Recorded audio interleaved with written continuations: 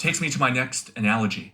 DeepMind was creating algorithms that would allow computers to win at games like chess and Go, and they were really making cutting-edge machine learning algorithms.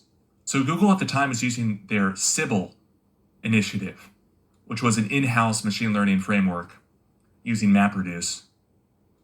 But then they bought this extra advanced tech company, DeepMind, which specialized in teaching computers how to play chess. And think about the game of chess. It's a ruthless, cutthroat game where you're trying to dominate the board and acquire all the resources at any cost. You're killing off the opponent's forces. It's a war game. So Google is buying this company who uses machine learning for war, helping computers make the best wartime decisions by crunching all the numbers. And I want to draw an analogy between that war game, chess, and the war that's going on for our minds. They want to conquer our minds just like they want to conquer the chessboards. And just like in chess, where players take turns and make moves, every day people log on to YouTube, execute Google searches, etc., and they go to things like Google News as well. And that allows Google to make its battle moves. Okay, in chess, your battle moves might be moving your queen a couple spaces, or moving a pawn forward, or capturing a piece with a rook or a bishop.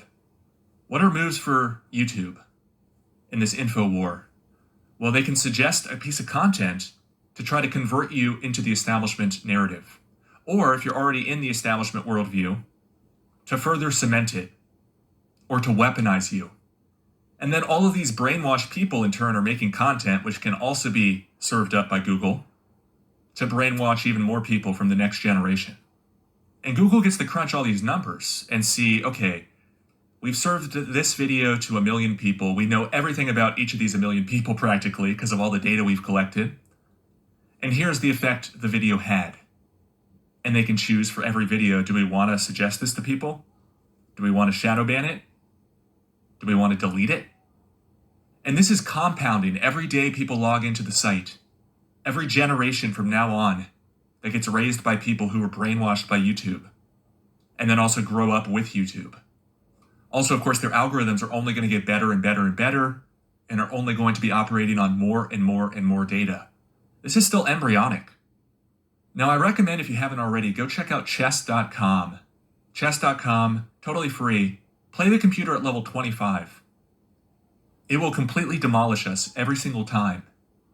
Because computers, when programmed correctly, can make very, very cunning, smart decisions. They can lull us into traps. They can capitalize on our every mistake. These chess algorithms, right, they're thinking 10, 20 moves ahead. Just like the YouTube algorithm could be. They might have found a sequence of videos that they can show somebody with tremendous effect. If we just get them to watch this video, then they'll subscribe to the person. Then we'll recommend this video, they'll click that. And then they're really going to be liking this channel. Then they'll click this video over here, and we have them hook, line, and sinker.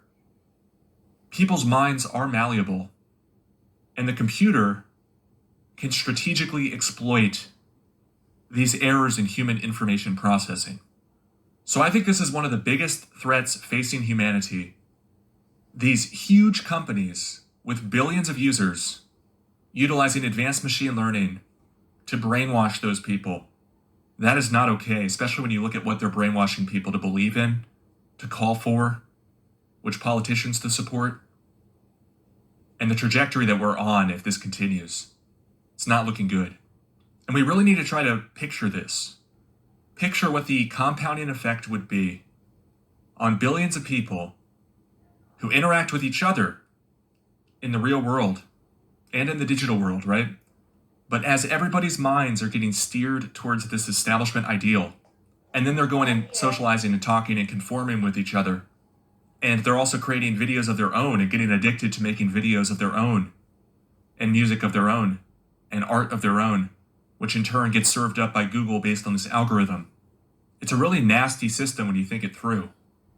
And it's hard because you have to think algorithmically of all of the different nodes in this network, the effect it's going to have on them, and then how all those affected nodes are going to affect each other.